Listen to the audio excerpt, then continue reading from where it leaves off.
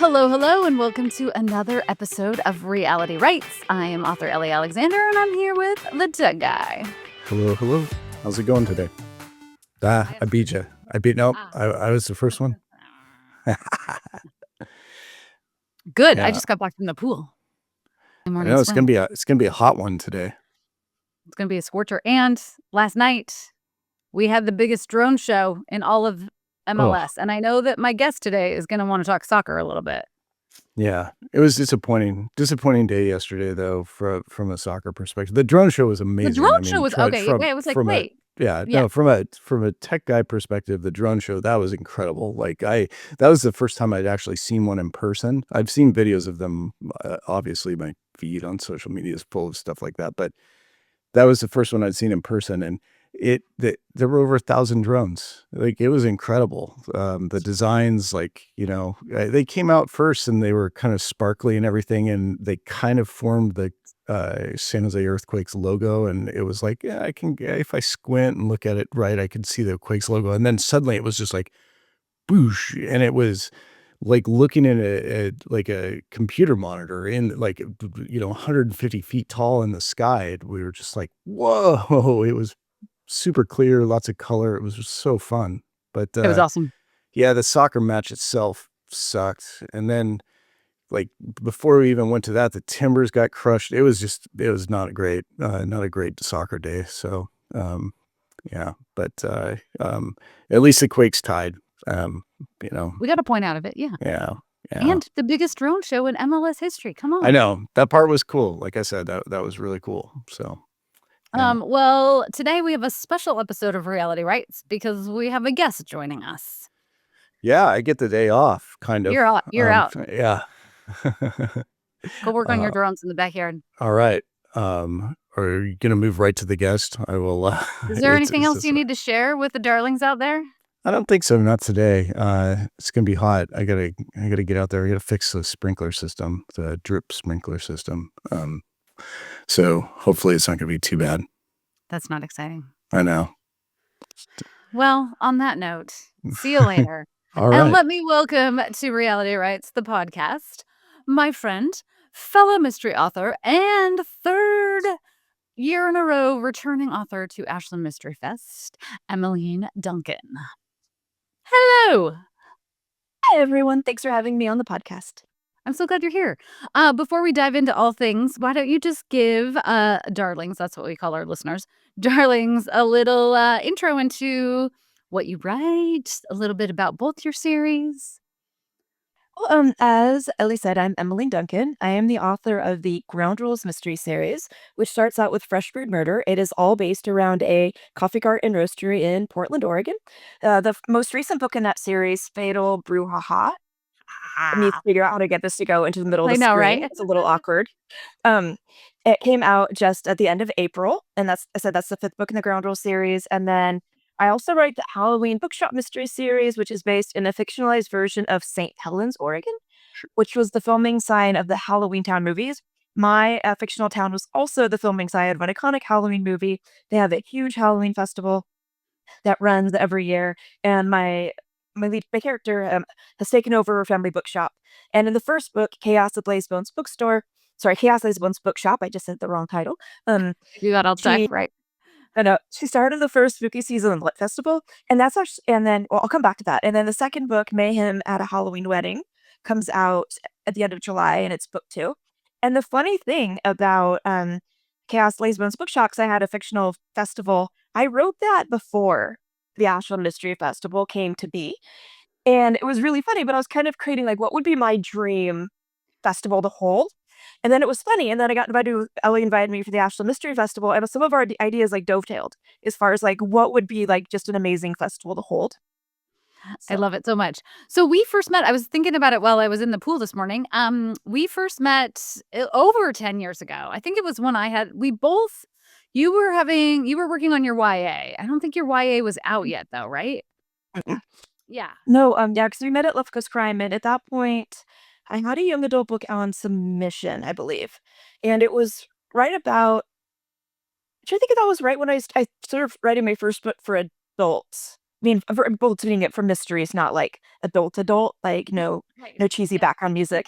Um, yeah, and I know because I think the second book of your outdoorsy series was coming out. Yeah. Yeah, that seems right. So maybe like 2015? Something Yeah, like I that? think that was a 2015 Left Coast Crime in Portland. Yeah. That's bonkers. Where does the time go? It seems like so long and then not at all. Exactly. So we both were in Portland at the time. And your series are all centered in Oregon too, and I think you do such a good job of capturing the essence, the quirkiness, the weirdness, the coffee culture. I mean, all of the Halloween Town movies were and still are staples in our house. Like we watch them every Halloween. And again, like it is that concept where once you spark an idea, you just fully dive deep into it. And what I love is you also use real places as your inspiration, at least. But like, how much do you feel like you dive into tweaking things versus just keeping them as they are? Well, so specifically for like St. Helens, I created a fictional town because I wanted to use the idea, but I wanted to be able to really build something because even like geographically, like I base my town off St. Helens, but there's a bigger downtown. There's a bigger, I mean, well, they have a phenomenal Halloween festival, but mine as part of town is Halloween year round. Although the amusing thing is, I have since learned that the committee that decided to do the Halloween festival, part of them wanted to turn a few blocks of downtown of St. Helens into Halloween year round. And they didn't do it. They moved to just the festival. And because someone who was on that committee read Chaos and was like, this is what we wanted. So that was funny. But I love mixing bits of history. So in the second book, it's just a mention, but that there's two dueling historical societies in town, and that's actually based on something that used to exist in St. Helens. But my fictional ones, and this is completely fictional. One of them basically does like the um, Lewis and Clark expedition, and then it stops in like the early 20th century. And I basically borrowed Umatilla, Oregon's real. I can't remember if they call it the Petticoat Revolution, but there was like this real incident that happened where at that point in time you didn't have to register to run as a candidate. People could just vote for you. And there was this like slate of women that got themselves elected to like basically all of town council, including like I think the woman that was elected mayor might have been the wife of the previous mayor. And so they basically had this like governmental overthrow and kind of took it over as a protest. And so I used that, as like a reference. Like my fictional town did the same thing. And the local one historical society stopped covering the town like the year before that happened. And then the other one is like embraces the movies and a much more broader view of history. But it's fun because that's like real stuff that happened, and then I play with. I know. I love it. I didn't realize that that's what it was based on, but that's fantastic. And that's also mentioned in the second book. It's not a huge component, but it's something I will play with in future books. I love that so much. That's so cool. Well, yeah, so let's talk a little bit about Ashland Mystery Fest. So this is the third year, and I will just say that for any darlings out there who aren't familiar with the festival, or maybe you're coming for the first time this year, um, the way that it came to be was because I, over the years, have gotten so many emails from readers who are like, "Hey, I'm coming to Ashland. This is gonna, I'm sure, be a thing with now St. Helens for you. I want to go to St. Helens to see the Halloween in all of its glory, right?" And so I would get readers asking if I could give them a little like tour of like all the spots where they should visit if they're coming to Ashland for the first time. And then, of course, you have to be like, okay, well, you realize that it's fictionalized, right?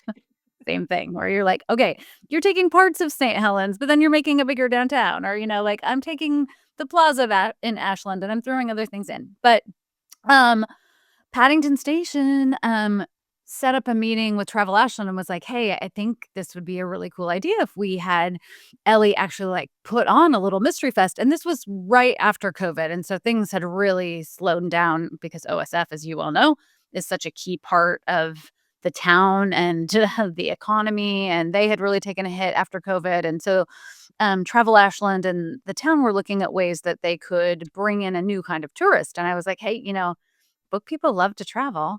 And my vision was that because when we first met, we both went to Left Coast Crime, and I think it would be interesting for you to talk a little bit in a minute about how some of these conventions are very different. And not that that's a bad thing. It's just it's a different kind of an experience. But my vision for it was I want readers who come to feel like you are stepping into the pages of a cozy mystery. It's small, it's intimate. There are 14 of us in terms of authors, plus a few debut authors. But the whole idea is that you are immersing yourself into Ashland and hopefully into a cozy mystery. And originally, they were like thinking it was just going to be me. And I was like, ooh, I don't want it to just be me. Can I invite some writer friends? And they were like, oh, sure. Do you think anyone would come? I was like, maybe. And you were one of the very first people that I emailed. And I was like, okay, we've got one. Like, let's just bring them all in. So anyway, what's your take on how it's different than like a traditional convention or conference? Because you've gone to so many. Yeah, so the biggest mystery conventions, we'll start with that, are VoucherCon, which is kind of like all styles of mystery and crime fiction. And that moves around. It's basically in the US and Canada. And there's Left Coast Crime, which is always on the west side of the Mississippi. And that also, the location moves around. And that's also like kind of like all styles of mystery. And then there's Malice Domestic, which is always near Washington, D.C. each year in Maryland. And that, I mean, that's open to everyone, but it tends to be very cozy mystery centric, although I think they really want to broaden their outreach. But all of those are in a hotel. And once you're at the convention, it's really easy to not leave. And so you could be in, you could be in Seattle. I was in Bellevue. You could be in, Denver. You could be somewhere in California, and but you could be anywhere in the world because you're just seeing hotel rooms. I mean, and conference rooms. And some of the hotels are beautiful. Don't get me wrong, but you go and there's it's all panels, and, so there'll be 4 to 6 authors on a stage talking for 50 minutes, and the moderators generally do a great job, but it can be very hit or miss. Some moderators are fantastic, and some are maybe they're new or should reconsider how they moderate. I And I like mean, and that's don't get me such a wrong, nice but just way. because That's the ones very that are diplomatic. not good stand out. Yeah. Right. But so many are fantastic, so please don't take that as being too critical. No. And some of them, like Left Coast Crime, they do try to do, like, author-writer meetups where, I mean, maybe an author takes you out for ice cream or for coffee, but when it's not the people don't necessarily know the town they're in, it can be hard to create something, but authors try very hard. But it's a very different feeling because you are just, like, very much in a hotel room, sitting, listening to panels. There's not that interactive, and the really fun thing about Ashland is there's so much more. I mean, there are some panels. We try to make them a little bit more audience interactive or very more we keep it very interesting, but then there's so much, like you can do crafting with authors, and you can get IT, and it's just a lot more, and you move around a lot more because it's kind of spread out more through town. It's very refreshing. Yeah, I think that's great. Yeah, and so one of the key things the first year was this idea of like, okay, if readers are coming, we want them to solve a mystery in town, which is going to also take them through the plaza in particular, because that's one of the things we want anyone who's coming to really, like you're saying, get to experience Ashland. And as we're in the third year of the festival and it's growing, it's been great to collaborate more. And you so kindly and graciously are taking that on this year. So can you give us a little bit of a teaser about what you're working on? Because I think it's so brilliant and so clever. Well, I did a good job with the mystery the first couple of years, but I was kind of wondering, like, how could we mix it up and make it sort of really fun for the attendees? And so this year we have the armory as a home base, and so I asked, like, could we take a corner of the armory and turn it into a crime scene?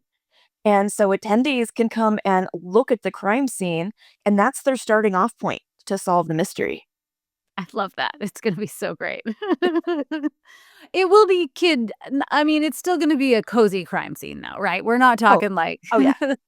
right. No, I'm not gonna have, like, lots of, like, blood and stuff like that. It's gonna be still be cozy and fun and hopefully a little bit funny. Not that actual death is funny, but that, cozy crime scenes can be hopefully entertaining. Yes, totally. What have been some of the highlights the past couple years for you as an author, and even like then kind of taking that lens of like what it's like just to be in Ashland as somebody who's bookish and loves to read too. It's really fun because so many very enthusiastic readers come. And one thing that's really amazing is they're really enthusiastic, they're really friendly, and they're also very respectful, right? What if I ran into someone on the street, they were like, "Oh, is it okay to talk?" They weren't like, "I'm just gonna demand your attention." Like, it's really amazing. Or because like a group of us went to the cabaret last year, and some people, at a very appropriate time stopped by the table, and it was nice. They said hi, but they were like respectful, like, "Oh, you guys are probably done for the day, so I don't want to make you feel like you have to be on." And it was just really nice, right? Because that respect of like of them wanting to be like, "Oh, we enjoy your books, but we want to, also give you space and time." And one thing that was really fun last year is there was actually a meetup that was the tech guy and Waylon, my dog. And I actually had a lot of jokes that we didn't do, like it's okay to pet Waylon, please ask the tech guy for permission first, or stuff like that. But in events like that are really fun because we were hanging out at a tap room and people were friendly. And obviously I had my dog with me who's also a very social boy. But, people it's just so much fun to talk with readers in, like, a very low-key way, and Yes. so we had great conversations, and then it's fun doing the panels because 'cause they're a little bit different, it's not just the same panels that you like, I get on a lot of, like, Pacific Northwest panels at events, which is fun, but it's just nice that they're fresh and they're different, and this year they'll even be a little more interactive, which I think is always way more fun for everyone that's in the audience. I think so too. So, you came up with the idea for a panel that we did together at Powell's, last fall, and we're gonna recreate that for Ashland Mystery Fest. And you've done it twice now. So talk a little bit about the concept. Again, this is not a spoiler if you're coming because you just will want to be part of this panel because it will be fresh while you're there. And if anyone that went to the Powell's one last year, it'll be a different mystery. So that is good to know. So I came up with this idea that, as I said, I really like interactive events. And so I wrote like a little mystery and we gave everyone that came to the event got an envelope. And there was the murder victim was in there and three suspects. And then everyone had a role. So a lot of people were peanut gallery. So like some people, if they heard like the words carrot cake, they were supposed to say, "Oh, not the carrot cake," and some different things like that. A little bit like I just got the name of the movie with Tim Curry, Rocky Horror Oh, Picture Clue. Show. Oh, Rocker. Oh, yeah, yeah, yeah, yeah, yeah, yeah. Yeah, like a little bit, like not quite as intense as like that. And one thing that was fun is that so Tina Connolly was kind of our MC of the night, and she interviewed Ellie and I. Her 10-year-old drew the victim card, which in a way you're like, oh no, it's a 10-year-old. But man, her 10-year-old died repeatedly So with good. glare With anytime she flair. could, I and it know. was amazing. Give that girl an Um, Oscar now. She needs to be on stage. In fact, we need to ask Tina if she could just bring her for just for that panel alone, right? exactly, for the drama. And, and so there were clues, and then we had a murder board, so we would and as we unveiled kind of the clues, we would, unveil the relevant sheet, and then the audience got to guess they had to figure out who did it, and so the person that figured it out first won a small prize. And it was around Halloween time, so we brought candy, and we quickly learned that I have terrible aim, and I would just pelt it out of the audience and hit people in the head. And you are a former ball player, so you're gonna be able to bring it for Ashland Mystery Fest. Yeah, and it's funny, I was very careful because I can throw relative pretty hard, and then I forgot, and, like, I launched it because there was a couple, and they were off to the side standing in one of the stacks, but they were, like, listening, like, and they were very involved the whole time, but they never sat down, and so I purposely threw them some candy, and I got it there, and then I forgot, and the next one I threw was, like, really hard, and the poor woman ducked, and I felt so bad because and I'm like, "Oh, sorry," and then I remembered to throw softly from then on out. I don't know, I mean, I think it's kinda fitting. We are plotting a murder there, so you might as well, like, go Yeah, I hard. mean, I wanted to, like, hit someone in the eye with, like, a little mini candy bar and be like, I'm bleeding, no. Um, what are you most excited about for this year? I'm definitely looking forward and then murder scene, like, I'm really looking forward to making the crime scene, and I wanna see what people think of it, and that I think is gonna be really fun. Definitely the solve the murder panel, I think is gonna be a blast. I mean, and then it's also just fun being in Ashland. I mean, the opening and closing receptions are fun. The banquet dinner is always like, it's interesting. It's a great way to meet people, and I'm coming with ideas for my table to make it hopefully a fun experience for everyone that's there. Yeah, Yeah, I let's talk mean, about it's so much. Good. Oh, yeah, let's talk about that a little bit. So for the sleuth dinner on Saturday night, last year we did an Agatha Christie theme, and we're trying to keep it fresh every year.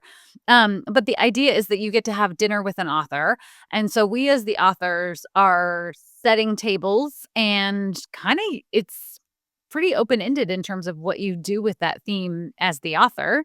And then this year's theme for costumes, because it is Halloween adjacent, is Come as Your Own Sleuth.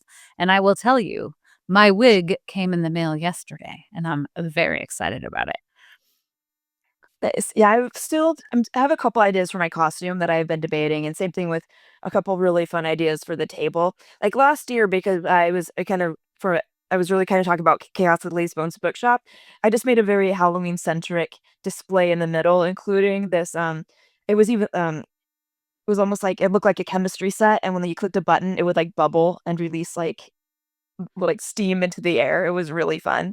And I also gave because it was the 1920s, I brought tiaras for everyone at the table, but I wasn't thinking about the fact that it's not an exclusively women event. And so the bald guy at my table was like, "Yeah, not really for me," but he took it home to his 20-something-year-old daughter who said was going to love it. And I brought like fans for everyone that were like gold, and like paper and it was fun and like a glittery pen and then some like swag and stuff. Yes, so good. I can't wait. I know. Well, I was so impressed last year, because that was the first time we did that version of a dinner where Yeah. authors, like host, and that's something that we've seen at almost all of the conferences that we've gone to. Yeah. Um, because the year before we had done something slightly different that didn't hit as well. So I think this will always probably be our theme moving forward. Maybe shake up like the costume part, but Yeah, I think the first year, because it was the mystery dinner, the food was really good.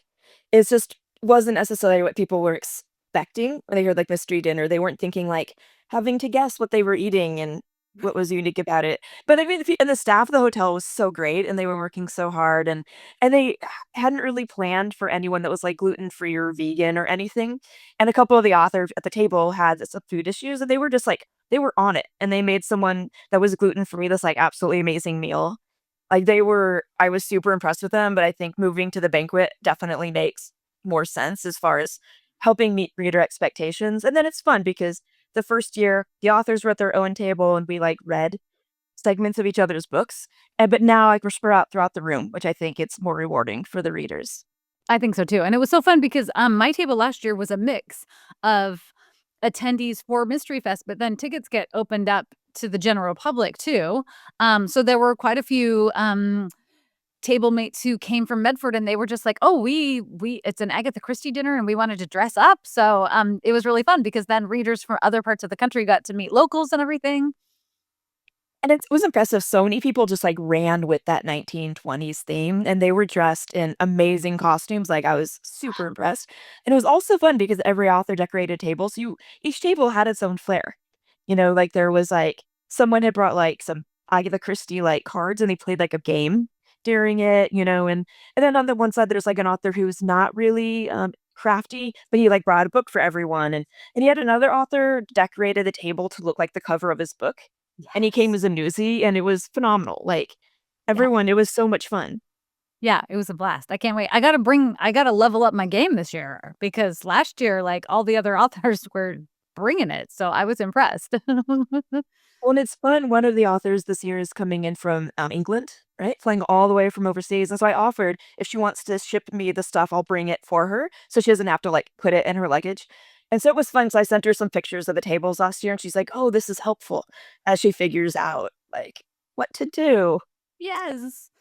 Let's talk about authors for a minute because I always try to, like, crack this myth that, authors are really, like, contentious with each other or, like I know, right? But, like, why is that so pervasive? I still feel like that's a question I get often, and, I had a reader email me just last week who was like, "Hey, I'm coming to the Mystery Fest, but I'm just curious, like, I wanna get my book signed by a few of the authors, but, like, I don't wanna make anyone feel bad." I was like, "No, like, no, that's literally why we're having the festival." But it's surprising to me, I guess. Yeah, I mean, I think most authors I know get along really well with each other. I mean, like anyone, like if you get a group of 100 people together, like not everyone is gonna be BFFs immediately, but we're all professional, right? And and everyone, all the authors are great. We all get along really well. I think part of that assumption of like I think because like reading, people that love to read, it's not like they read one book that year and they're like, I don't read anything else, especially cozy mystery readers who read so many, where they're excited when I remember doing like an event with Ellie, a couple of years ago, was virtual. And did an event in Houston, and one of the readers who had come to that virtual event came to me in person and like brought me a coffee cup, and she was like, "Oh, I saw you speak with Ellie, and I was so excited. It was a way to find a new author." And and they brought me like a Houston coffee cup as a thank you for going all the way. And it's so nice, right? And nor don't ever feel like you have to bring a gift, but it was just really sweet. But So do don't bring feel like gifts all the time. No, is really what you're saying. No, I'm just kidding. I'm saying, like, never feel obligated. It was super No. nice, but that's not by any means an expectation. But kind of want a part of it because like TV, whenever I see authors on like TV or movies, it's always so wrong. It's not ever how publishing ever works. And I wonder if that's part of it because especially like if it's a mystery show with authors, of course they're at each other's throats. They need conflict. And really like they would be their own best friends and they would have their own cocktail hour where they can talk about issues related to being an author that you don't always want to talk about super publicly, but it could be helpful. Like, oh, my agent didn't like my book. What do I do? Or, oh, this manuscript didn't sell. And you talk with people that have been there and it's super useful. The networking or the sort of the real talk that also happens, like one-on-one or small groups. But no, it's funny, like, and even, you go to an event like VoucherCon where there's a bunch of different authors. Once in a while there'll be they're not I mean, they tend to it's a stereotype, but, like, they maybe write noir, and it could be actually men or women, and they, like, look down on, like, cozy mysteries. But then there's always some guys that step in and like, "What are you talking about?" They're like, "I write noir, but I read cozies occasionally because they're plotted so well, and they have such good character development." And I'm like, "You read them because how do you write that tight of a plot in, like, 70,000 words, and, like, what can you learn?" And the same thing with cozy authors, like, tend to read very widely as well. We don't necessarily write dark, but it's funny, there is the stereotype of the, like, "No, my stuff is more important, and I don't like cozy mysteries," but then there's a bunch of people that write the same things that then get in the middle, they're like, "No, stop it." Right, yeah. No, it's fascinating, isn't it? Yeah. I know, but I just love that this reader was, like, worried that she might offend an author if she also was getting her book signed by another author. I'm like, "No, like, one of the things we changed last year and that we're gonna do even more of this year is make sure to have books at the armory." So, like, after a panel or, the opening reception, you can go and get your book signed by all 14 authors if you're so inclined. And I would say if you're ever worried, the key thing is just it's a general life rule, right? Is like treat people as you want to be treated and like don't be purposely rude. Like if there's two authors and you get one signed, their book signed, but only like one, just be like, oh, I enjoyed you on the panel. Don't be like, oh, your book sounded terrible. I don't want to buy it. Like you don't need to say that, right? But just be like, oh, you did a good job, or like, oh, I would be so nervous talking in front, like but you don't just be always be kind. But, like, I don't if I do an event with someone, I don't expect everyone to buy both of our books, although how can you not? Right, exactly. I mean, if you're coming, you should buy everybody's book because when are you gonna get these 14 authors? And Hannah's coming all the way from England, like you said. And one thing to note, one thing that's gonna be fun this year is at the closing reception, they're gonna have a mailing station, so you can get a flat rate box and you can, pay for some postage right there and mail your books home to yourself. I love that. That was your idea. That was so great. Because otherwise you kinda have to pack a suitcase, a second suitcase, a bookcase. Yeah. Yep, and I know people that do that. I mean, that when they go to the big, stuff like Dr. Com or Left Coast Crime, where they pack, like, a big suitcase because 'cause they're planning to pack books, and I learned from someone, she's like, "Put it all into, like, a carry-on size and then gate check it because Oh, smart. they always want people to gate check for free." Yeah, So right? she sends Exactly. her book of thing of her suitcase of just books to be gate checked. That's brilliant. I love that too. Yeah. I'm with you on the be kind. Over the years, and to your point, like 95% of the interactions that I have are always lovely, but there is always that 5% where you're like, "You those words do not need to come out of your mouth right now. Just put them back in." Like, no. Not only directed to me but also maybe to somebody that I have been sitting next to. Yeah, where a reader is like, "Oh, your book sounds terrible." Like, "Why? Why? No, let's not." And I think as writers, like, we wholeheartedly accept that, like, not every book is for every reader. Sure. And that's fine. I don't love every book that I read, and that's fine. I usually think about why I like a book or why I don't. But I always respect the craft of someone writing one, and I would never be like, "Oh, I hated that." There's just no need because especially because that might be the person next to you's like all-time favorite book because we have different taste and that's good. It would be boring if everything was the same. Yes, absolutely. I know. I know. But why does somebody feel the need to tell you to your face? I hated that. Sometimes it might be they could just be feeling awkward, like they feel like they should say something and then they blurt out the wrong thing. Yeah. Right? And some people, yeah, just operate on a different frequency. That's right. That's right. Not our frequency, but I like it. Emmeline is here on the podcast giving you tips of what to say if you feel uncomfortable. It could be like, I really enjoyed that panel. Thanks so much for being here. That's Or, it. what's your favorite book you read in the last year? If Ooh, I you like it. know, 'cause authors read a lot. That is a good, like, you're never sure what to say, ask what they're reading. Or like, "Oh, what are you reading now?" Or, "What are you looking forward to?" Well, that's a perfect segue because I was going to ask you that same question to wrap up the podcast. I just finished The Excitements by CJ Ray, which came as a recommendation from John at Murder by the Book in Houston. And it's mystery adjacent, I would say, but it's an utter delight. Historical, super fun, goes back in time. Yeah. What about you? Uh, well, 2 books that I finished recently are both, installments in a long-running series. I read, just The Close by, Jane Casey. She is an Irish author who lives in England. She writes the Maeve Kerrigan series.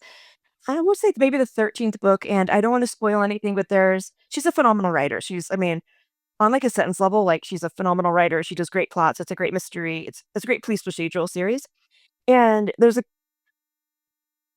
a character introduced in the second book that is, like, a very I think it wasn't I believe, non-intentional, turned into this long-running, incredibly slow flame. And so there was events that finally happened with that in a very authentic feeling way, and it was great. And then I also read the most recent book, and I just forgot the title, in the Tom Thorne series by Mike Billingham, which is something I've been reading since the early 2000s, and it's also a police procedural series set in London, and they were both, like, really great, and they both it's hard to talk about I can't talk about, like, and weigh both of them because could potentially be very spoilery, but they both had amazing things happen. And then also, Under the Same Stars by Libba Bray. It is a young adult Yeah. mystery. It's so good. I got a bunch of starred reviews, like 100% understand why. There's 3 kind of braided timelines. One, the 1940s in Germany during World War II, the 1980s, in Germany when Berlin was still divided east and west, and there's a young American girl there who gets involved with the punk scene, and then 2020 lockdowns and 2 kids that, they love a mystery podcast, and then they get a real life mystery about what happened to 2 teenagers that disappeared in World War II that they are working to solve. And the timelines braid together really well. It's brilliantly done. It's a masterful book. Oh, I've seen it. I haven't picked it up yet, but see, now that's next on my list. That's how it goes. So, if you come to Ashland Mystery Fest and you feel awkward, not that you're gonna say that you hate anyone's books, we're not worried about that because the darlings who come are the best readers on the planet, hands down. But if you don't know what to say to an author, there's our question. That's it. And then you'll come back with a giant reading list too, but that's okay. Okay, so book 2 for you comes out next month. Oh, well, like, this will air in July, so at the end of this month when this airs. Yeah. Yeah, this comes out July 29th. Mayhem at the Halloween Wedding. Ma'am, at a Halloween wedding. Sorry, not at a Well, Halloween wedding. what's funny about that is, so as an author, we'll get a copy of, like, what the cover is going to be, and or ask for feedback. And it came actually Mayhem at the Halloween wedding, and I emailed back, my editor, and I'm like, I said it was gonna be Mayhem at a Halloween wedding." And he's looked at it and he's like, "You're right." And all of our internal documentation says, and somehow it got listed as but the art department fixed that, like, the same day. That's funny, and I just put it in there for you again, so apparently the universe is like, "Well, maybe there's a 'the' in there that you don't know about. It's a mystery 'the.'" Yes. Okay, but that one comes out in, July, so readers can get their hands on a copy of that in October. Anything you can tell us that you're working on next? Well, I am currently working on the 3rd book in my Halloween bookshop series. There is a very high probability it will be called Hysteria at the Historical Society. Nice. Love it. And that one will probably come out 2026? Yeah, that I'm gonna guess that'll be end of July 2026. Halloween books come out like the end of July, early August. And then at Halloween, that's when Christmas books come out. Right. I So know, exactly. Yeah. I have a holiday rom-com coming out in October, and it's like, "Oh, Christmas? Well, can we just get through Halloween first?" No. Mm-mm. Not how publishing works. You gotta get it out yeah, early before the season. but it makes sense because that way the bookstores get their copies and they can create their displays and all of that. So it makes total sense. But it's just weird when you're like, but it's July. It's I not know. Halloween yet. Yeah. Well, thanks so much for taking the time to be on the podcast. And thanks for being such an integral part of Mystery Fest. It's been amazing to have like a whole team now working on it together. And so I'm just so grateful because you always have the best ideas too. And it's just fun to come up with cool panels and other fun things that we can do to just make it feel so immersive and interactive and hopefully warm and personal. And inviting people want to come and yeah, and it's so much fun being able to like give a bunch of ideas and be like, well, that won't work, but hey, let's do this. It's fun. Yeah. We're both ideas people, so Yes, we and the are. energy of having someone to bounce. Yes, but you also are you're great because you are an idea person, but you also are a get shit done person because some idea people are just idea people. And we are both also like, let's do this then, Yes. which I appreciate. Well, and thank you for having me on the podcast. It was nice seeing all of you lovelies out there in the audience, although I don't actually see you at this moment in time. That's right. And you can see both of us in October. So snag your tickets to Ashland Mystery Fest now. And on that note, until next time.